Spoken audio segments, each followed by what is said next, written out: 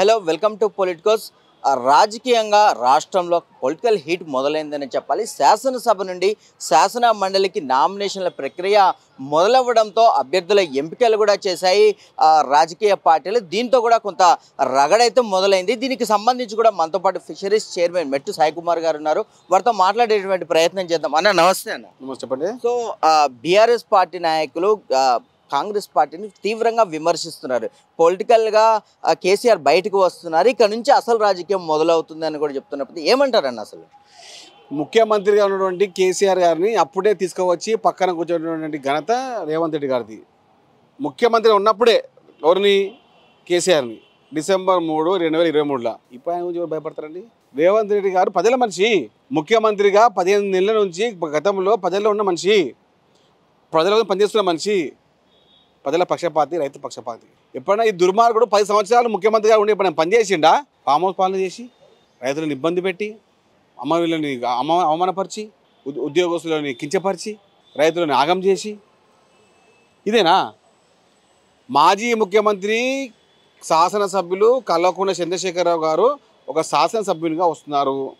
ఆయన శాసనసభ్యత్వాన్ని రాజధానికి రద్దుగా చూసుకోవడానికి వచ్చి ఒక ఆర్డర్ ఇచ్చిపోతుంటారు. ఇప్పుడు ముఖ్యమంత్రిగా ఉన్నట్టు పట్టించుకోలేడు ఆయన. ఇప్పుడే మారుతారండి.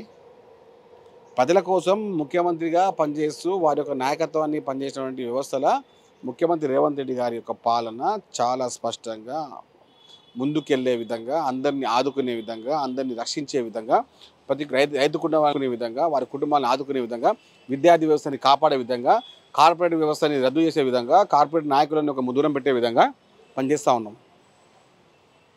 విద్యా వ్యవస్థని అమ్మేసి అభివృద్ధి చేసిన యాదృకం చేసినటువంటి ఈ దుర్మార్గుడు కల్వకుంట్ల చంద్రశేఖరరావు ఇప్పుడు ఏ ముఖం పెట్టుకు మారుతాడు? 11,000 కోట్లు ఇప్పుడు విద్యా గురుకులాలకు ఇస్తున్న ఘనత ముఖ్యమంత్రి రేవంత్ రెడ్డి గారి మాత్రమే. రేవంత్ రెడ్డి గారు స్పష్టంగా రాజకీయ తత్వానికి, రాజకీయవేత్తకు, రాజకీయ నిదర్శనానికి ఒక మార్గదర్శకంగా పనిచేస్తున్నారు.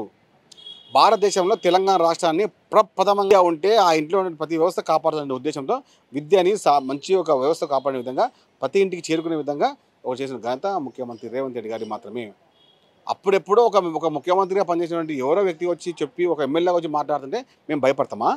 హరీష్ రావు, కేటీఆర్ లాంటి దుర్మార్గులు మీలాంటి అహంకారపూరిత మాట్లాడితే మేము కూడా మీకన్నా ఎక్కువ మాట్లాడతాం. ముఖ్యమంత్రి రేవంత్ రెడ్డి గారి నాయకత్వంలో అన్ని వర్గాలు, అన్ని యొక్క వ్యవస్థలు అద్భుతంగా పనిచేస్తున్నాయి, అద్భుతంగా వారి యొక్క వ్యవస్థ నిర్వహిస్తున్నారు. మా ఘనత చెప్పుకుంటున్నాము. సన్నాలకు 5 రూపాయలు ఘనత మాది. 21,000 కోట్ల రూపాయలు రుణమాఫీ చేసినటువంటి ఘనత మాది. రైతాంగ కుటుంబాన్ని ఆదుకునే విధంగా, కుటుంబ సభ్యులుగా, కుటుంబ పెద్దగా పనిచేసినటువంటి ముఖ్యమంత్రి రేవంత్ రెడ్డి గారిని కడుపులో పెట్టి చూసుకుంటుంది తెలంగాణ రాష్ట్ర కుటుంబం, తెలంగాణ రాష్ట్ర ప్రజలు.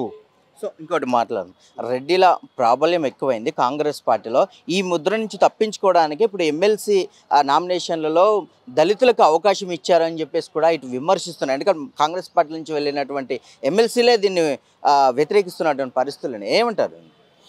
పెద్దన్న అద్దంకి దయాకర్ కాంగ్రెస్ పార్టీలో 2 సార్లు ఎమ్మెల్యే పోటీ చేసిండు. ఒకసారి టికెట్ మొన్న తుంగతుర్తి మిస్ అయిపోయింది, ఆయనకి ఎమ్మెల్సీ ఇచ్చాము. ఎక్కడ అయిందండి? కాంగ్రెస్ పార్టీ కార్యకర్తనే కదా.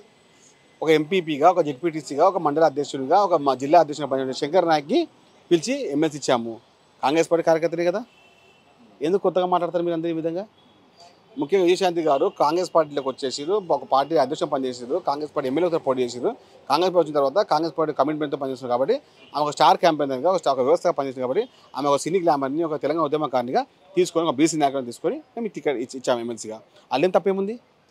కాంగ్రెస్ పార్టీ ముఖ్యమంత్రి రేవంత్ రెడ్డి గారు సామాజిక న్యాయాన్ని పాటిస్తున్నారు, సామాజిక తత్వాన్ని అమలుపరుస్తున్నారు, సామాజిక నేపథ్యాన్ని ముందుకు తీసుకొస్తున్నారు. ఈ ఘనత ముఖ్యమంత్రి రేవంత్ రెడ్డి గారి మాత్రమే.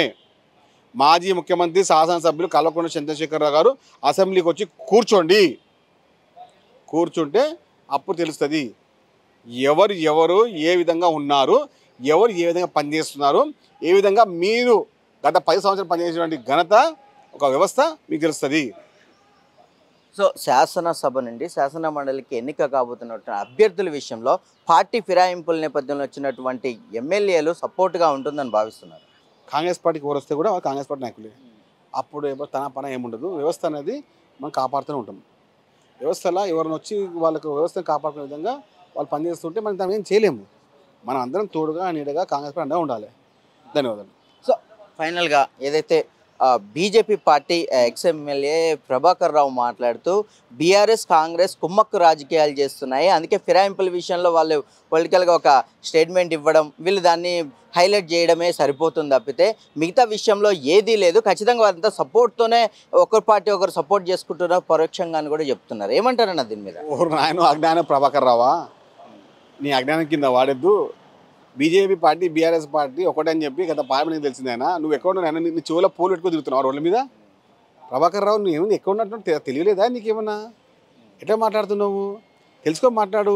మీ బీజేపీ పార్టీ మీ బీఆర్ఎస్ పార్టీ ఒకటైనాయి, మర్చిపోతున్నా మీరు విషయాన్ని. ఎమ్మెల్సీ ఎన్నికలు మీకు తెలిసిందా? మీకు పార్లమెంట్ తెలిసిందా మీకు? ప్రభాకర్ రావు ఎక్కడ బీజేపీ పార్టీ ఉన్నా ప్రభాకర్ ఇప్పుడు అజ్ఞాన ప్రభాకర్ రావు మాట్లాడుతున్నాడు, ఆయనకేం తెలియదు. ఆయన తెలిసేటట్టు ఏమైనా ఇబ్బంది ఉంటే మాకు ఫోన్ చేయమని చెప్తాం. 24602484 ఫోన్ చేయమని చెప్పండి, సమాచారం మేము ఇస్తాం. ప్రభాకర్ రావు అజ్ఞాన ప్రభాకర్ రావా ఎట్లయింది ఆయన ఇదంతా? ఇది ఎట్లా పోయినట్టు నిండదేవ తాకింది వచ్చా ప్రభాకర్ రావుకి, మర్చిపోతున్నారు. బీజేపీ పార్టీ బీఆర్ఎస్ పార్టీ ఇద్దరు ఒకటే. బీఆర్ఎస్ కోవట్లు బీజేపీ కోవట్లు కలిసి పనిచేస్తున్నారు. ఇది కోవట్ రాజకీయం చేస్తున్నారు. రాజకీయ వ్యభిచారాన్ని పుట్టించింది బీజేపీ పార్టీ. తెలంగాణ రాష్ట్రంలో పవిత్రమైన రాజకీయాన్ని అపవిత్రం చేసింది బీజేపీ బీఆర్ఎస్ పార్టీ. ఫైనల్గా ఒకటి, కిషన్ రెడ్డి కేంద్ర మంత్రి కిషన్ రెడ్డి మాట్లాడుతూ రాష్ట్రంలో పథకాలకు ప్రవేశపెట్టింది వాళ్ళు, హామీలు ఇచ్చింది వాళ్ళు ఇచ్చిన హామీలను వాళ్ళు నెరవేర్చకుండా కేంద్రం మీద మోపడం ఏంటి, అది మాకేంటి సంబంధం అని చెప్పేసి కూడా ఓపెన్ స్టేట్మెంట్ చేస్తున్నారు. ఏమంటారన్న? అంటే ఈ పథకాల విషయంలో కేంద్రానికి అసలు సంబంధం లేదంటారా? నిధుల విషయంలో కానీ ఇలాంటి వాటి విషయంలో? ఇప్పుడు నువ్వు పన్ను కడుతున్నావు తెలంగాణ రాష్ట్రం నుంచి, నువ్వు అడగలేదా? నీకు చెప్పు, నువ్వు పన్ను కడుతున్నావు తెలంగాణ రాష్ట్రం మొత్తం పన్ను కడుతుంది కేంద్రానికి.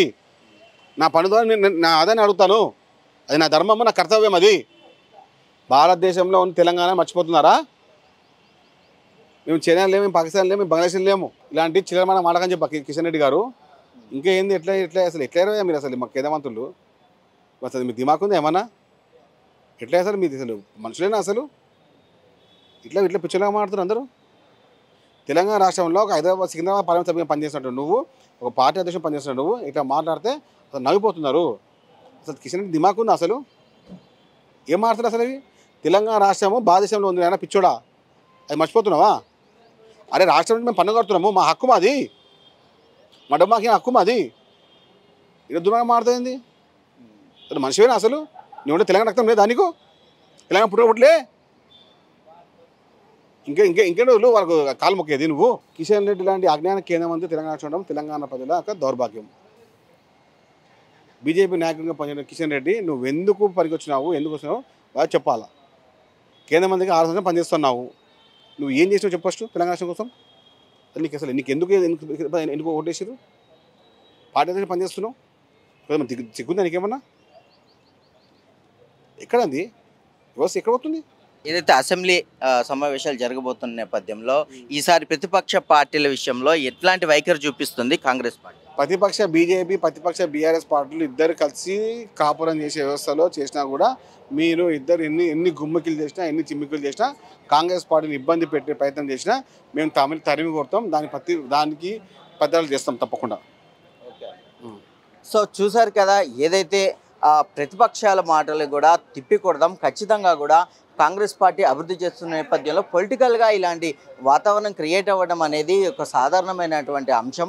కాబట్టి ఇటు కేంద్రం నుంచి కానీ ఇటు ప్రతిపక్ష పార్టీల విషయాల్లో కూడా మేము పూర్తిగా కూడా ఇలాంటి మాటలు రువ్వడం అనేది కామన్ అయిపోయింది. కాబట్టి వీటిని జోక్యం చేసుకోవాల్సిన అవసరం లేదు. కాంగ్రెస్ పార్టీ అభివృద్ధి వైపు ముందుకెళ్తుంది, ప్రజలను అభివృద్ధి చేసే విధంగా కూడా దూసుకెళ్తుంది. కాబట్టి అభివృద్ధినే మీదనే భాగస్వామ్యం పెంచుకుందాం, ఖచ్చితంగా అభివృద్ధికి కలిసి రండి అని చెప్పేసి కూడా వారు చెప్తున్న నేపథ్యంలో మరి చూడాలి, ఇటు నామినేషన్ల పరంపర కూడా కొనసాగుతుంది. మరి ఇరు పార్టీలు కూడా ఎట్లాంటి రాజకీయ వ్యూహంతో ముందుకెళ్తాయో కూడా ఇక ముందు తెలియాల్సి ఉంది. సో ఇది ఇప్పటి వరకున్న అప్డేట్. కెమెరామెన్ ప్రవీణ్తో Narasimha reporting from Gandhi Bhavan, Hyderabad. Please subscribe to the channel and download the Politicos app from the links in the description.